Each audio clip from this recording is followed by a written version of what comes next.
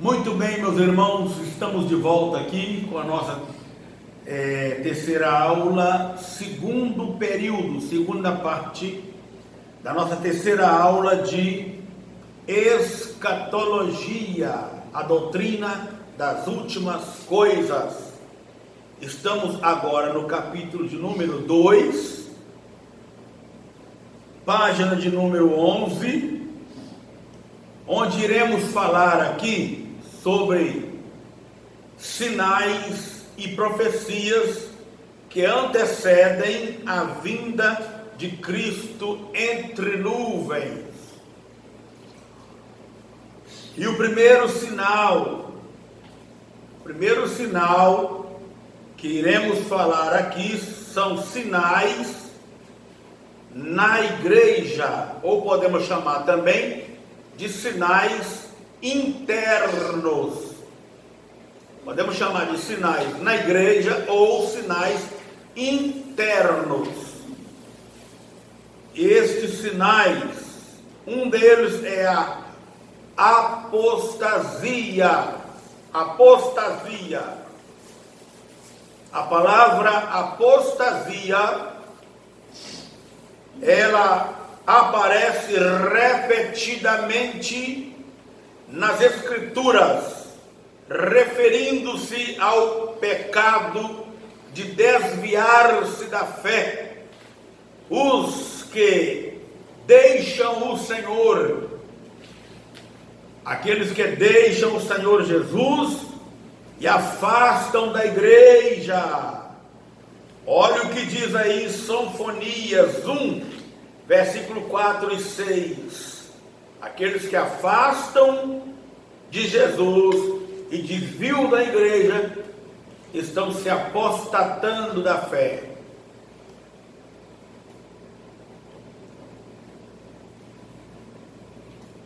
Sofonias 1, 4, 6.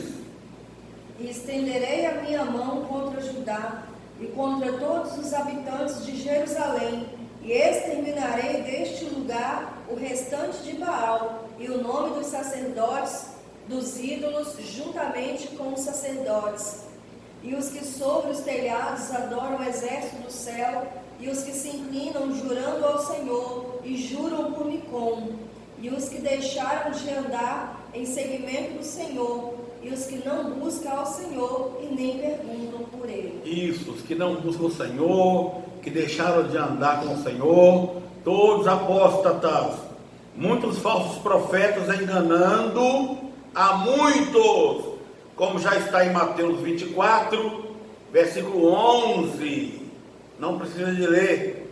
Pessoas usadas pelo espírito do engano, e são aqueles mesmos espíritos que nos dias de Moisés, quando Moisés tirou o povo de Israel do Egito, subiram com ele uma mistura de povos que fizeram os filhos de Israel murmurarem contra Moisés e ensinarem todos os judeus a apostatarem, desviar dos ensinamentos de Moisés. Nós vamos ler aí Números 11, 5 e 6, Êxodo 12, 38, Atos dos Apóstolos 21. Números 11, 5 e 6. Lembrando-nos dos peixes, e no Egito comíamos de graça, e dos pepinos e dos melões, e dos porcos e das cebolas e dos alhos. Mas agora a nossa alma se seca, coisa nenhuma há, senão este maná diante dos nossos olhos. Êxodo 12, 38. E subiu também com eles uma mistura de gente e ovelhas e vacas, uma grande multidão de gado. Olha aí, o povo de Deus tem que ter cuidado com a mistura. Nós não podemos misturar com pessoas que não têm a mesma fé, a mesma espiritualidade da gente, mesmo pensar, a mesma doutrina. Então olha aí, ó, essa mistura de gente aí que causou rebelião no deserto. Atos 21:21. E já acerca de ti foram informados de que ensinas todos os judeus que estão entre os gentios a apartarem-se de Moisés, dizendo que não devem circuncidar os filhos e nem andar segundo o costume da lei. Isto aí está falando de apostasia. Paulo nos declara que esses tais desviaram e da graça estão caídos. Desviaram e estão caídos da graça. Gálatas 5:4. Separados estais de Cristo, vós os que justificais pela lei, da graça tendes caído. Segundo aos Tessalonicenses 2:1-3. Ora, irmãos, rogamos-vos pela vinda do nosso Senhor Jesus Cristo e pela nossa reunião com Ele, que não vos movais facilmente do vosso entendimento, nem vos perturbeis, quer por espírito, quer por palavra, quer por epístola, como de nós, como se o dia de Cristo estivesse já perto. Ninguém de maneira alguma vos engane, porque não será assim sem que antes venha a apostasia e se manifeste o homem do pecado, o filho da perdição. Amém. Só esses dois, tá bom, hein? Então falando do primeiro sinal aí, que é primeiro sinal interno, ou primeiro sinal dentro da igreja. O segundo sinal dentro das igrejas são guerras, contendas, guerrilhas, segundo sinais que antecede a vinda de Cristo dentro das igrejas. Mateus capítulo 24, 9-11. Então vos hão de entregar para seres atormentados, e matar-vos-ão, e sereis odiados de todas as gentes por causa do meu nome. Neste tempo muitos serão escandalizados, e trair-se-ão uns aos outros, e uns aos outros se aborrecerão. E surgirão muitos falsos profetas, e enganarão a muitos. O pecado aumentando e o amor se esfriando. É isso aí que estamos vivendo, essa época aí, tá? Vamos continuar. Vamos falar de sinais tanto na igreja quanto no mundo. Tanto na igreja quanto no mundo. A Bíblia diz que a segunda vinda de Cristo será precedida de manifestações do anticristo. Manifestações do anticristo. O nome anticristo quer dizer um rival, um que é contra, um que quer usurpar o nome e as prerrogativas que pertencem unicamente a Cristo. Então isso é anticristo. Vou repetir: o nome anticristo quer dizer um rival, ou um que é contra Cristo, ou um que quer usurpar o nome e as prerrogativas que pertencem unicamente a Cristo. Isto Aparece apenas em 1 de João 2,18 e também capítulo 4, versículo 3 e 2 de João 7. Leiamos 1 de João 2,18. Filhinhos, é já a última hora, e como ouvistes que vem o anticristo, também agora muito se tem feito o anticristo, por onde conhecemos que já é a última hora. Capítulo 4, versículo 3 e depois 2 João 7. 2 João 4, 3. E todo espírito que não confessa que Jesus Cristo veio em carne, não é de Deus, mas este é o espírito do anticristo, do qual já ouviste que há de vir, e eis que está já no mundo. Amém. E 2 João? Segunda epístola de João 7. Porque já muitos enganadores entraram no mundo, os quais não confessam que Jesus Cristo veio em carne. Este tal é o enganador e o anticristo. É isso aí. A Bíblia nos identifica o anticristo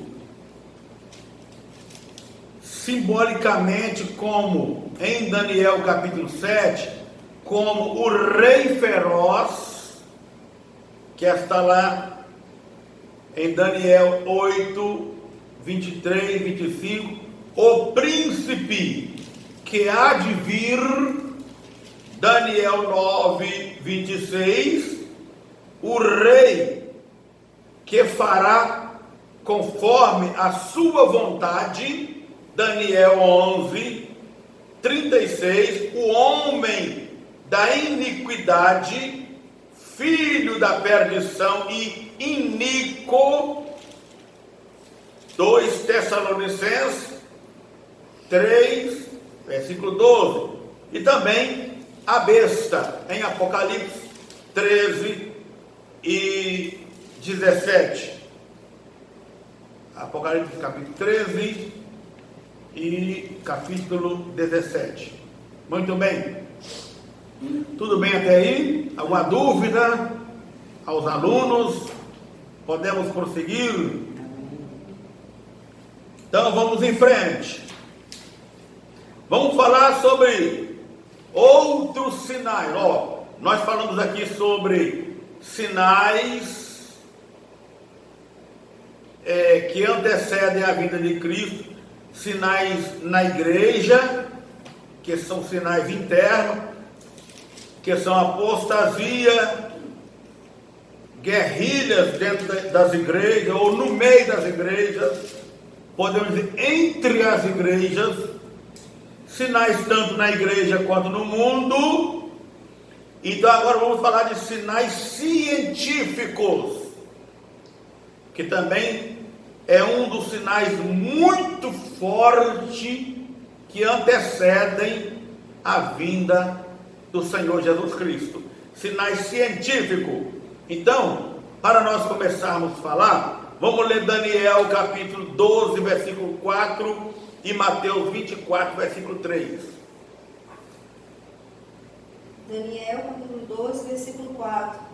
E tu, Daniel, fecha estas palavras e sela este livro até ao fim do tempo. Muitos correrão de uma parte para a outra, e a ciência se multiplicará. A ciência se multiplicará. Guarda esta palavra. A ciência, outra Bíblia vai dizer assim, o saber se multiplicará. Mateus 24, 13. 24, 13? 3. 3 mesmo? É.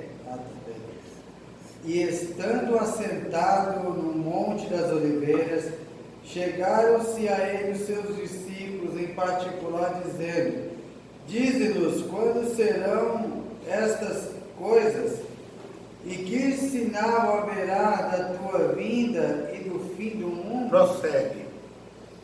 E Jesus respondendo disse-lhes: Acautelai-vos que ninguém vos engane, Porque muitos virão em meu nome dizendo, eu sou o Cristo, e enganarão a muitos.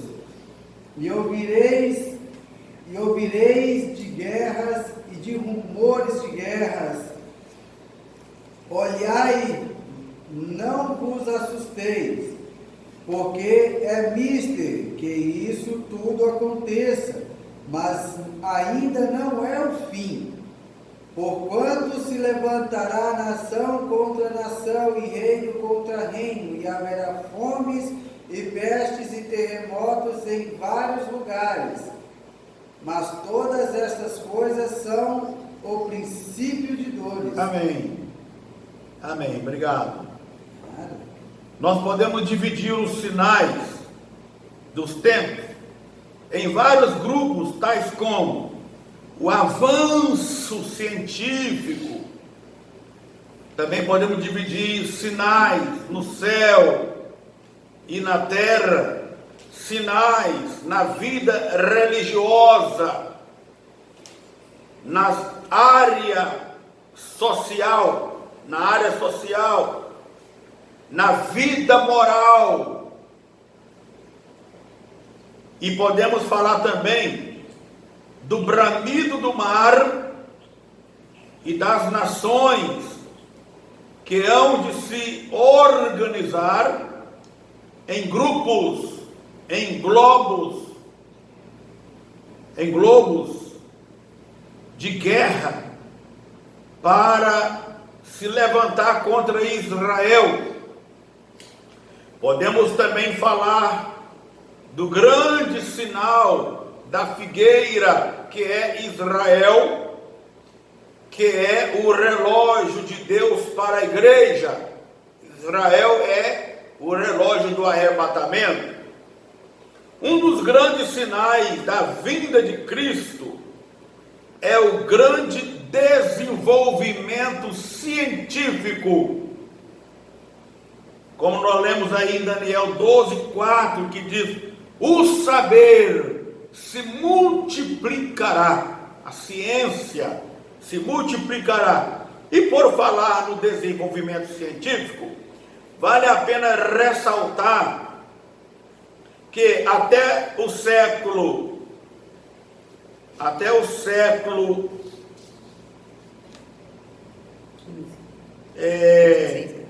16,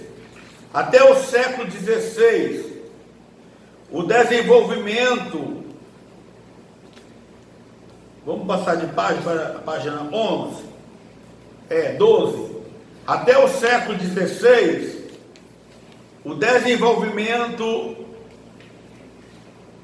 científico foi muito lento, muito vagaroso, mas do século 17 para cá, nós observamos um avanço, uma explosão tecnológica assustadora. Vamos então enquadrar isso na Bíblia Sagrada e dizer que do século 17 para cá, nós começamos a ver, ou nós começamos a viver o tempo do fim. Dá uma corrigidinha aí, né? Nós começamos a viver o tempo do fim, pois já no princípio deste século é que começou a falar de rádio, de televisão, de sinal de satélite, de carros motorizados e etc. Mas a Bíblia já falava disso, dessas coisas, de tudo isto, deste avanço. Se nós formos observar a palavra de Deus em Naum, no livro do profeta Naum, no capítulo 2, versículo 4, nós vamos ver que ali, quando o profeta Naum, está falando ali de automóveis motorizados. Leiamos. Os carros se enfurecerão nas praças, chocar-se-ão pelas ruas, e o seu parecer é como de tochas, correrão como relâmpagos. Olha o que o profeta Naum está falando, profetizando aí, o nosso mundo de hoje. Vou repetir esse versículo. Os carros se enfurecerão nas praças, chocar-se-ão pelas ruas. O seu parecer é como de tochas, correrão como relâmpagos. Meu Deus, é tremendo isso aí, né? Imagino que o profeta Naum, ele estava acostumado a ver carros movidos tração animal, carro de boi, né? E carro movido também a cavalo. Ele nunca imaginaria que um dia ia existir esses carros velozes como temos em nossos dias hoje. Mas eu imagino assim, que Deus dá aquela visão assim rapidamente ao profeta Naum, na hora que ele está no seu momento de devoção com Deus, e ele profetiza, e ele diz: os carros correm velozmente pelas praças, cruzam uns pelos outros, chocam uns nos outros, e os seus faróis são como relâmpagos. É uma visão tremenda. O profeta Naum profetizando aqui acerca do fim. O profeta Isaías, no seu capítulo 31 e versículo 5, está falando de avião.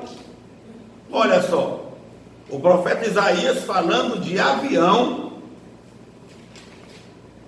Vamos ler esse versículo? Como as aves voam, assim o Senhor dos Exércitos amparará Jerusalém. Este a amparará e a livrará, e passando a salvará. Isaías 31, 5. 31, 5, lê de novo, vamos repetir. Como as aves voam, assim o Senhor dos Exércitos amparará Jerusalém. Ele a amparará e a livrará, e passando a salvará. Tem uma tradução na Bíblia que vai dizer assim: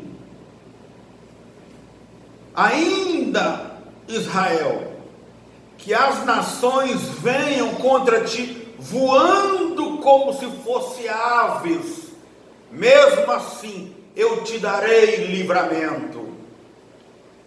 Está falando de avião. Quando os aviões de guerra cercar Israel, como se fosse aves, voando, como se fosse ave. E Deus vai estar dizendo: eu te darei livramento. Então o profeta Isaías está profetizando, falando de avião. O profeta Isaías nunca imaginou na vida dele que ia existir avião. Mas o Espírito do Senhor Jeová toma a boca do profeta e ele profetiza o nosso mundo hoje. E mais além, profetiza como vai ser a guerra lá em Israel, dentro da grande tribulação. Como se isso não bastasse, né? Como se isso não bastasse.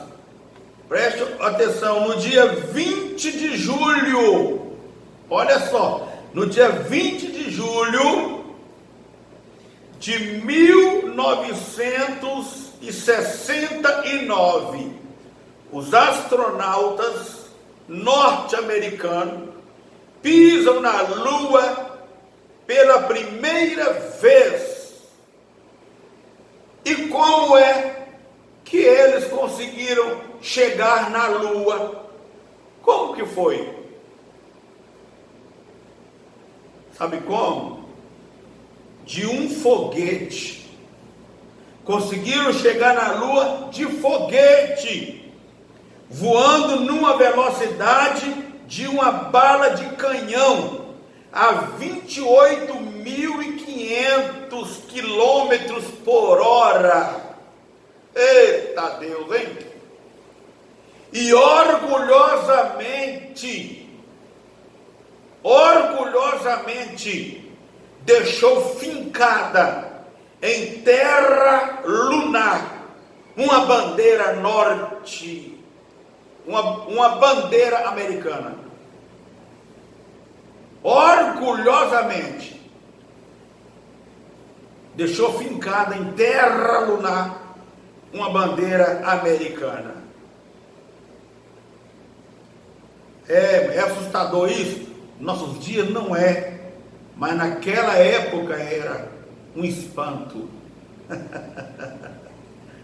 Era um espanto, era um susto, né? E até hoje tem pessoas que não acreditam que o homem pisou na Lua, mas foi sim, irmão. Pisaram sim. Vamos ver mais um pouco aqui, vamos aprofundar mais um pouquinho, No livro de Jó, capítulo 38, versículo 4 e 5, nos fala de sinal de satélite, de rádio, televisão e meteorologia. Olha, vamos ver? Jó 38, 4 e 5. Vai estar falando de sinal de satélite, rádio, televisão e meteorologia. Jó 38, versículo 34 e 35. Ou podes levantar a tua voz até as nuvens, para que a abundância das águas te cubra? Ou ordenará aos raios que saiam e te digam: eis-nos aqui? O Senhor está fazendo um desafio a Jó aqui, dizendo assim: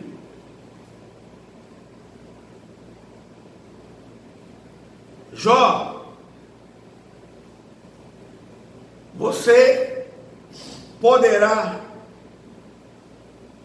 ordenar aos raios e dizer: ó raios, venho aqui em fração de segundo, e chega para mim e diga: eis-me aqui. Repete o versículo 34 e 35. Ou podes levantar a tua voz até as nuvens, para que a abundância das águas te cubra? Para só um pouquinho aí. Aí ele está falando de meteorologia. Hein? Então, ele está falando assim: será, Jó, que você tem autoridade para levantar a tua voz até as nuvens e dizer assim: nuvens, desmancham-se em água agora e venham aqui, cubra-me com as suas águas? Meteorologia. Se Deus fazer essa pergunta hoje, o homem atreva a responder. O homem se atreve a responder. Viu? Não passa na televisão todo dia. Como é que chama aquele sinal? Aquele quando vão fazer a previsão do tempo? Como é que chama aquilo? É isso mesmo, né? Meteorologia? Meteorologia, previsão do tempo. Ele sabe direitinho a hora e o dia que vai chover. Então, se fizesse hoje, o homem atreveria a responder. Continua o outro versículo. Versículo 35. Ordenará aos raios que saiam te digam, eis-nos aqui. Aí já está falando. Aí já está falando de.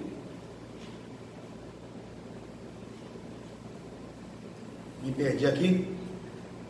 Aí já está falando de sinal de satélite, de rádio, televisão. É isso que está falando aí. Está entendendo? Porque, olha só, como que a ciência avançou. Você está assistindo televisão assim agora, aí assistindo um jornal, aí na mesma hora o repórter fala assim: agora nós vamos falar com o repórter que está lá do outro lado do mundo, lá no Japão. Você está aqui no Brasil, vamos falar com o repórter que está lá no Japão.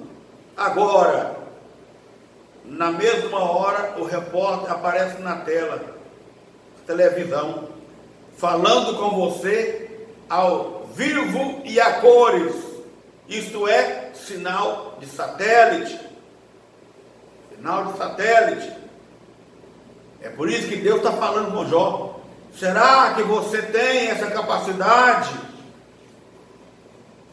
de levantar a sua voz e dizer: raios, venham aqui agora, em fração de segundo, e diz-me, eis-me aqui. Hoje o homem tem o atrevimento de responder. Vamos mais um pouco? No versículo 34, o Senhor está desafiando a Jó. Já falei aqui. Será que tu tens poder para levantar a sua voz até as nuvens e gritar, dizendo: nuvens, desmanchem-se agora e cubra-me com as vossas águas?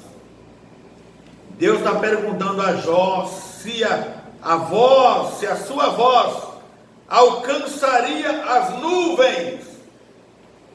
No versículo 34, Deus faz outra pergunta, dizendo: será que você poderia ordenar aos raios, dizendo: raios, venham agora rapidamente, em fração de segundo, e cheguem aqui, e dizem: estamos aqui pertinho de você. Compare isto com Apocalipse 11, versículo 9, e vamos ver que realmente é sinal de satélite, televisão, ondas magnéticas, radioativas. Leiamos. E homens de vários povos e tribos e línguas e nações verão seu corpo morto por 3 dias e meio, e não permitirão que o corpo morto seja posto em sepulcros. Vai ver esse corpo, sabe aonde? Na praça de Sodoma e Gomorra, em Jerusalém. O corpo das 2 testemunhas que vão descer para pregar o Evangelho aqui na terra. As 2 testemunhas. E aí está falando aqui: o mundo inteiro vai ver o corpo deles estirado, morto, na praça de Jerusalém. Se continuar lendo aí, vai falar também que eles vão ver a voz, vão escutar a voz dizendo: subi cá. E eles vão ressuscitar e vão subir para o céu. Como é que o mundo inteiro irá ver? Nós que estamos aqui no Brasil, vamos ver lá em Jerusalém, na praça, o corpo destes homens estirado no chão por 3 dias e 3 noites, através da parede de televisão, sinal de satélite. Sinal de satélite.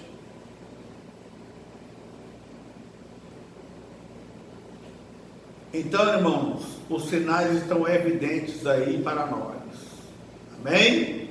Amém.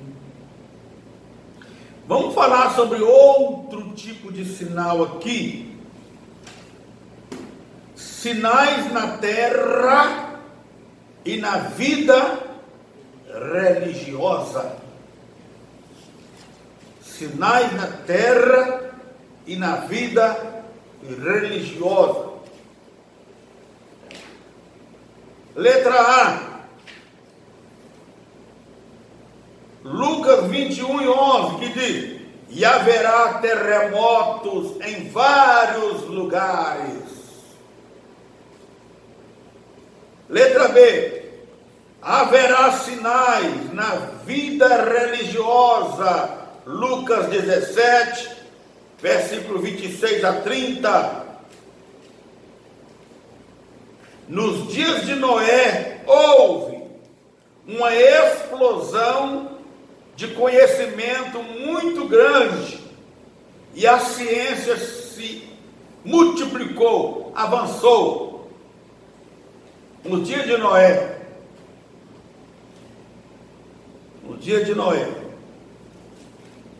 podemos ver em Gênesis 4 e versículo 22, que vai falar aqui que Tubal-Caim teve uma mente mais avançada do que os demais, e ele inventou a metalurgia. Ele foi o pai da metalurgia. Leia, por favor. Um homem por nome Tubal-Caim, tendo uma mente mais avançada do que os demais, e inventa aí então a metalurgia. Ele é o pai dos metalúrgicos. Gênesis 4, 22. E Zilá também teve a Tubal-Caim, mestre de toda obra de cobre e de ferro, e a irmã de Tubal-Caim foi Naamá. Isso naquele tempo não era um espanto. Até então o povo só sabia fazer cortes com pedras pontiagudas, porque não existia ferramentas de metal, nem de ferro, nem de aço. Mas de repente agora surge um homem com tanta inteligência, com a mente tão avançada, que ele agora inventa ali a foice, inventa o machado, inventa a enxada, o facão, a faca, e aí começa a cortar as coisas de uma maneira mais fácil. Naquele tempo era um espanso. Olha, ele inventou uma coisa extraordinária. O povo ficava espantado, porque não estava acostumado a ver. Então foi um espanto. Era a ciência se multiplicando nos dias de Noé. Vamos um pouquinho mais além.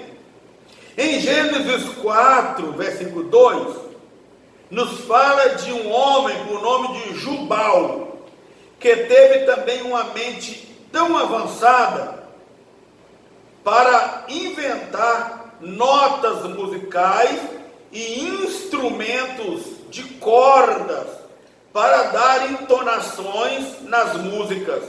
Ele foi o pai de todos que tocam instrumentos de corda. Leiamos Gênesis 4 e versículo 2.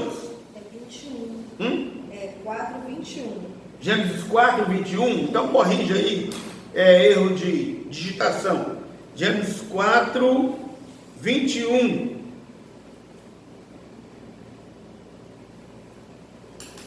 Leiamos. E o nome de seu irmão era Jubal. Este foi o pai de todos os que tocam harpa e órgão. Olha, o nome do irmão de Tubal-Caim foi Jubal. E ele foi o pai de todos que tocam instrumento de cordas e órgão. Naquele tempo foi um espanto, porque o povo não conhecia instrumento de corda e nem órgão. Eles acostumavam a tocar, eu não sei como é que dá o nome desses instrumentos, né? Como batendo caixa de, como é que chama esse instrumento? Caixa, né? Tambor, isso que eu ia falar, né? Acostumado a tocar tambor feito com peles de animais, de carneiro, né? E ali fazer aquele batuque, ó. Ia cantando e ó, dando batuque, né? Mas de repente, agora surge um homem com uma mente tão avançada, uma tecnologia tão avançada, que ele começa agora a inventar o órgão, a inventar o violão, o cavaquinho, o bandolim, né? O banjo. E aí já começa a inventar notas musicais e dar entonações. E as músicas começam a tomar agora um ritmo diferente através dos instrumentos que ele foi inventando. O saber se multiplicará. Coisa tremenda, né? Então, nós vemos aqui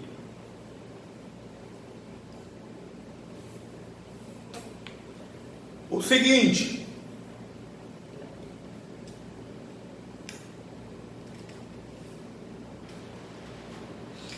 que nos dias de Noé, através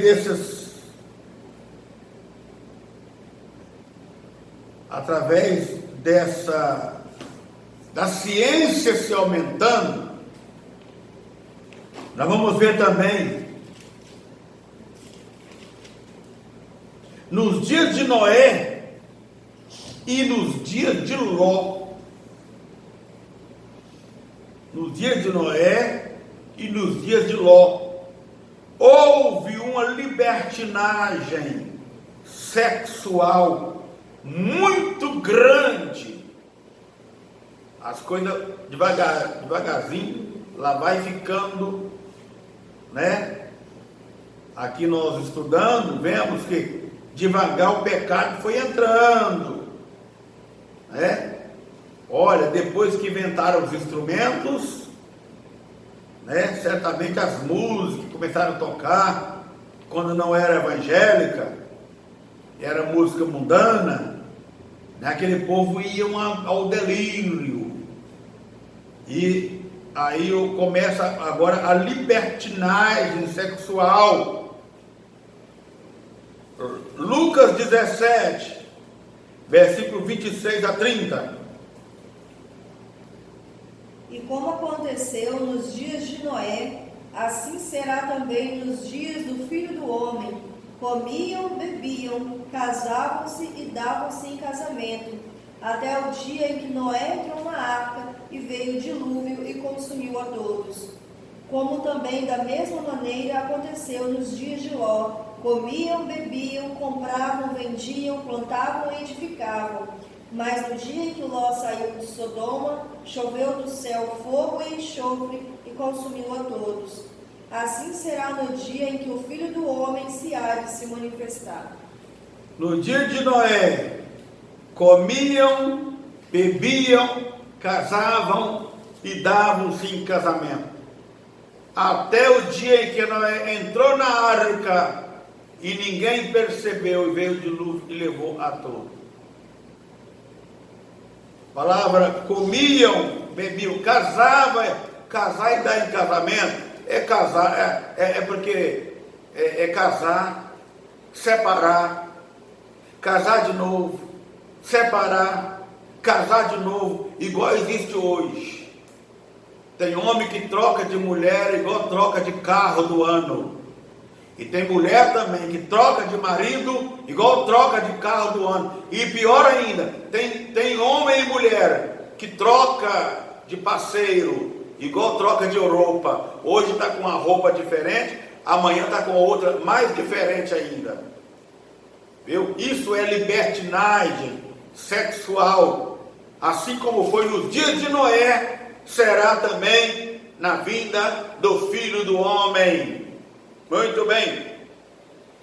Nos dias de Noé, construíram-se grandes cidades. Gênesis 4, versículo 17. Gênesis 4, 17. E conheceu Caim a sua mulher, e ela concebeu e teve a Enoque. E ele edificou uma cidade, e chamou o nome da cidade pelo nome de seu filho Enoque. Construiu uma grande cidade. Mas, reverendo, o que isso tem a ver com escatologia e o fim dos tempos? Sabe o que tem a ver? É porque hoje, naquele tempo era um espanto. Olha, ele construiu uma grande cidade. Era um espanto para aquele povo. E hoje, o mocinho pacato, a mocinha toda envergonhosa, toda bobinha, que mora lá no interior, lá na roça, viu? Lá na grota, na roça, toda bobinha. O mocinho, todo tímidozinho, que vem lá da roça, quando ele chega nas grandes cidades, nas grandes metrópoles, ele fica de boca aberta com as novidades que ele vai encontrar nas grandes cidades. As novidades, coisa que ele nunca viu lá na roça, ele vai ver agora lá na grande cidade. E ele vai ficar de boca aberta. Oh, que coisa! Eu não sabia que era desse jeito.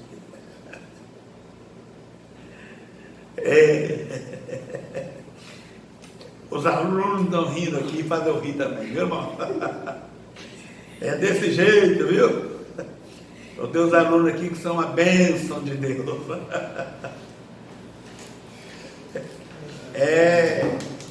Quando ele chega na grande cidade, a primeira coisa que vão pensar, ele não sabia disso, não sabia que existiam essas coisas, que existem cidades aí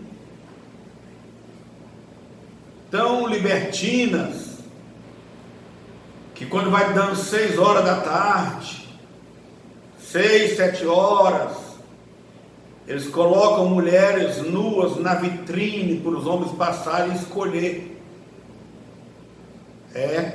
Tem cidades aqui, até no Brasil tem cidades, viu? São Paulo tem, Rio de Janeiro tem, viu? Belo Horizonte tem. É como se fosse um shopping de mulheres nuas. Está lá à disposição, sem roupa nenhuma, para os homens passarem e escolher qual delas ele vai querer levar. Viu? Mas o mocinho pacato lá da roça não sabia que quando ele chegasse na cidade, vou ter que dar palma.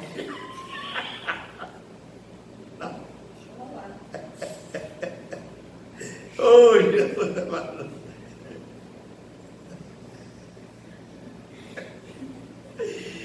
Ai, Jesus amado.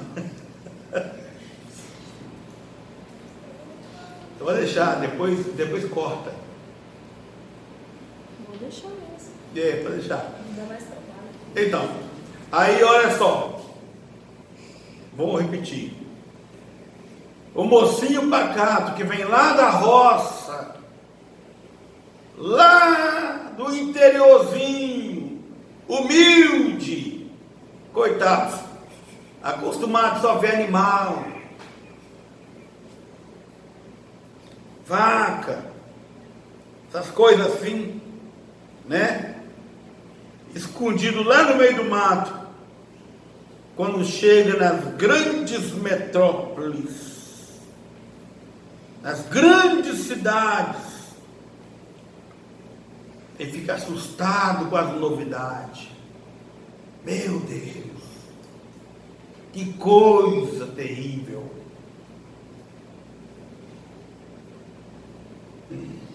Irmão, a Bíblia cumpre mesmo, viu? Cumpre mesmo. Muito bem, meus irmãos. É nas grandes cidades que estão os maiores e piores pecados. É nas grandes cidades que estão as maiores casas de prostituição. É nas grandes cidades que estão as maiores casas de striptease. Nas grandes cidades são assim, onde o marido sai para um canto, a esposa sai para o outro, e o filho sai para outro, e ninguém tem que dar satisfação para ninguém. Eles saem para aprontar naquilo que der na teia. Estão dispostos a tudo, do jeito que der na teia, eles estão topando. É nas grandes cidades que estão as trocas de casais, e assim por diante, viu? Aonde cada um vai fazer o que manda o seu nariz. O marido não tem que falar nada com a mulher nada com o marido, e nem o filho nada com o pai, e nem com a mãe. E vão para as piores orgias da vida, nas grandes cidades. Muito bem. Muito bem. No dia de Noé, houve então libertinagem sexual. Casavam e davam-se em casamento. Nos dias de Noé, construíram grandes cidades. Nos dias de Noé, houve uma violência generalizada. Houve uma violência generalizada. Vamos ler? Gênesis 4, 23 e 24. E disse Lameque às suas mulheres, Ada e Zilá: ouve a minha voz, vós mulheres de Lameque, e escutai o meu dito, porque eu matei um varão por me ferir, e um jovem por me pisar. Porque 7 vezes Caim será vingado, mas Lameque 70 vezes 7. Olha aí, Lameque, ele era bígamo, né? Ele era casado com Ada e Zilá. Aba e Zilá. Ele era Ada e Zilá. Era bígamo, tinha 2 mulheres. E ele chega para essas mulheres e vai dizer assim: olha, matei um porque me feriu, e matei outro só porque pisou no meu dedo. Que violência, né? Vamos comparar com o dia de hoje. E hoje que se matam por causa de um par de tênis. E hoje que se matam por causa de R$2. R$2. violência generalizada. Nos dias de Noé, houve grande apostasia na fé. Gênesis 4, 3 e 4. E aconteceu ao cabo de dias que Caim trouxe do fruto da terra uma oferta ao Senhor, e Abel também trouxe dos primogênitos das suas ovelhas e da sua gordura, e atentou o Senhor para Abel e para a sua oferta. Mas para Caim, para a sua oferta, não atentou. E irou-se Caim fortemente, e decaiu-lhe o semblante. Que coisa, né? Violência, apostasia. Sabe por quê? Caim e Abel aprenderam juntos.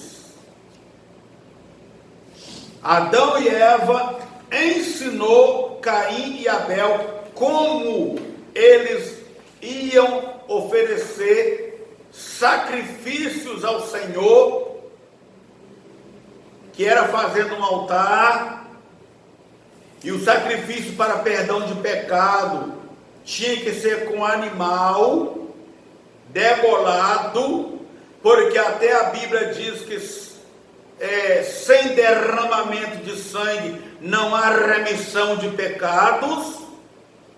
Então, Abel fez o culto certo, oferecendo ali um cordeiro no altar, mas Caim quis desviar do que aprendeu e quis cultuar errado, trazendo do fruto da terra.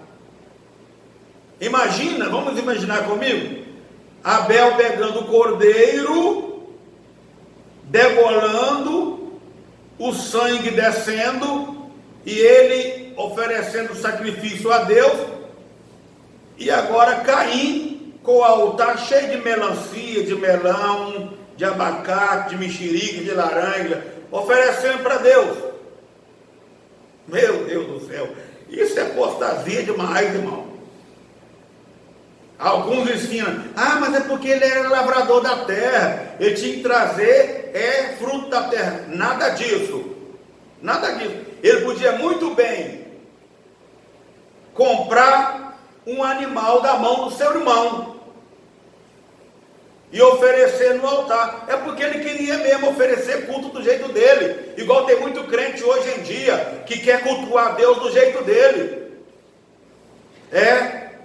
Hoje está cheio de igreja por aí que quer oferecer culto do jeito deles.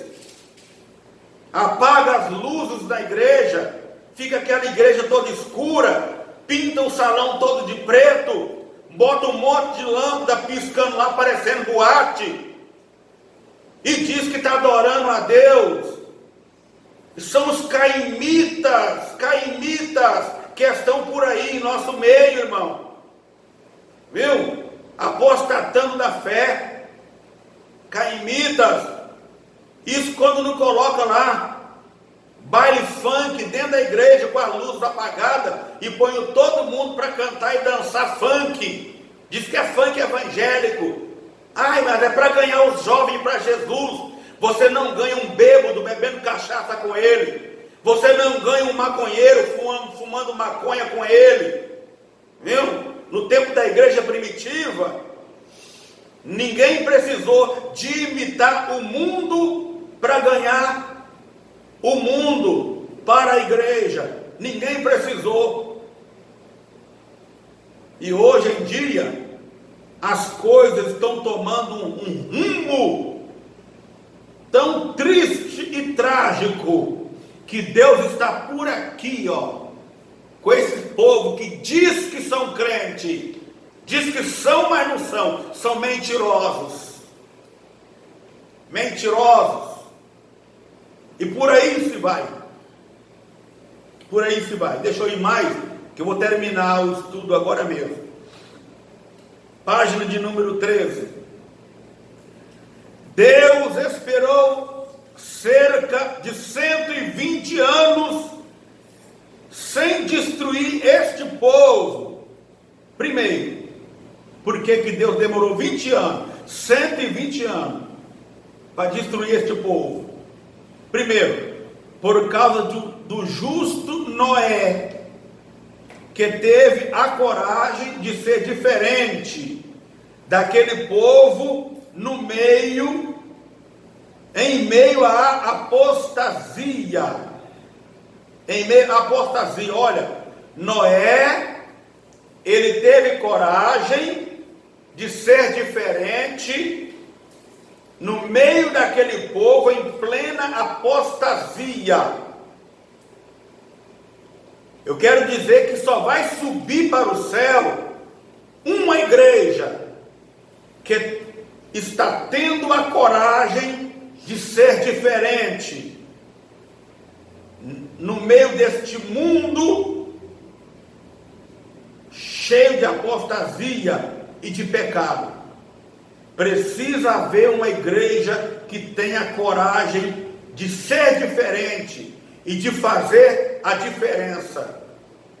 E a palavra do Senhor vai dizer em Malaquias 3:18 assim, e outra vez vereis a diferença entre o justo e o ímpio, e entre o que serve a Deus e aquele que não o serve.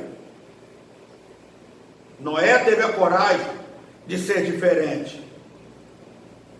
Somente chegará ao céu uma igreja que tenha coragem de ser diferente. Então, o primeiro motivo aí, porque Deus demorou 120 anos sem destruir este povo rebelde, primeiro por causa do justo Noé, que teve a coragem de ser diferente e fazer diferente. Segundo motivo, porque por causa de um homem chamado Matusalém. Prepara o versículo aí para nós ler Gênesis 5:27. Matusalém é o tipo do Espírito Santo. O significado do nome Matusalém é: quando ele morrer, isto acontecerá. Quando ele morrer, eu vou conjecturar para que todos entendam. Quando ele morrer, o juízo acontecerá. Deus assumiu um compromisso em cima do nome de Matusalém. Leiamos Gênesis 5:27. E foram todos os dias de Metusalém 969 anos e morreu. Muito bem. Nesta dispensação em que nós estamos vivendo, temos o nosso Matusalém. Sabe quem é ele? O Espírito Santo de Deus. Segundo os Tessalonicenses 2:6-7. Leiamos, portanto, esta palavra. Segundo os Tessalonicenses 2:6-7. 2:6-7. E agora vós sabeis o que o detém, para que a próprio tempo seja manifestado, porque já o ministério da injustiça opera. Somente há um que agora resiste, até que do meio seja tirado. Somente há um que ainda resiste, até que do meio seja tirado. Este um que resiste é o Espírito Santo. Enquanto o Espírito Santo estiver aqui na terra, enquanto ele estiver aqui na terra, o anticristo não vai se manifestar. Mas no dia em que ele for tirado, aí acontecerá o juízo. Enquanto o Espírito Santo estiver aqui na terra, o juízo não acontecerá. Mas no dia que o Espírito Santo for tirado, Deus trará juízo sobre esta terra.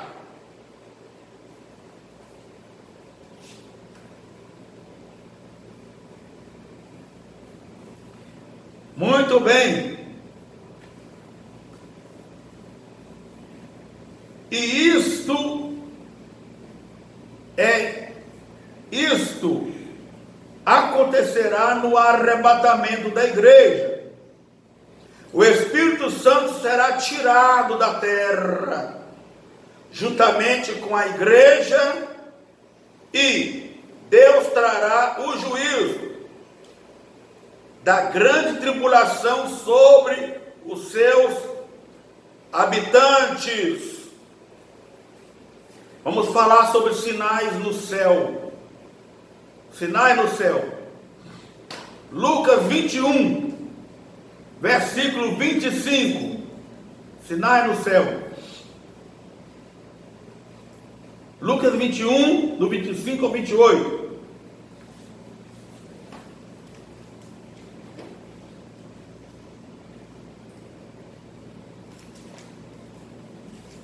A Bíblia diz que no fim dos tempos haverá o bramido do mar. E haverá sinais no sol, e na lua, e nas estrelas, e na terra, angústia das nações em perplexidade pelo bramido do mar e das ondas, homens desmaiando de terror na expectação das coisas que sobrevirão ao mundo, porquanto os poderes do céu serão abalados. E então verão vir o Filho do Homem numa nuvem, com poder e grande glória. Ora, quando estas coisas começarem a acontecer, olhai para cima e levantai a vossa cabeça, porque a vossa redenção está próxima. Haverá uma mudança sistemática na atuação planetária. Os corpos celestes estão mudando de posição. Segundo a ciência, a Lua já saiu da sua órbita por mais de 380 quilômetros. O Sol está mudando de órbita para promover o câncer na pele dos homens. As coisas estão entrando nos seus devidos cumprimentos definitivos, no colapso. Nós observamos uma mudança aqui também, os sinais aqui no oceano. No oceano. A Bíblia diz que no fim dos tempos haverá o bramido do mar e das ondas. O mar está subindo de volume. Lucas 21 vai falar sobre isso. Versículo 25 e 26. As potências estão sendo abaladas, as coisas estão cambaleando, e o espírito do medo e do pavor está tomando conta dos moradores da terra que não tem Jesus no coração. Estamos vivendo a última hora da igreja, e é justamente isto que nos caracteriza desta arrancada final da igreja aqui na terra. Nós somos biblicamente e profeticamente as pessoas que estamos apresentando as últimas mensagens da última hora, da hora derradeira e da hora final. Está escrito no livro de Mateus, capítulo 20, que o reino do céu é semelhante a um pai de família que saiu para assalariar trabalhadores para a sua vinha. Eu quero dar prosseguimento a este assunto desse pai de família que saiu para assalariar trabalhadores para a sua vinha. Eu quero prosseguir esse assunto na próxima aula, onde estarei falando aqui sobre 4 horas traçadas no perfil desta profecia. profecia. Até lá, que Deus abençoe vocês. Amém.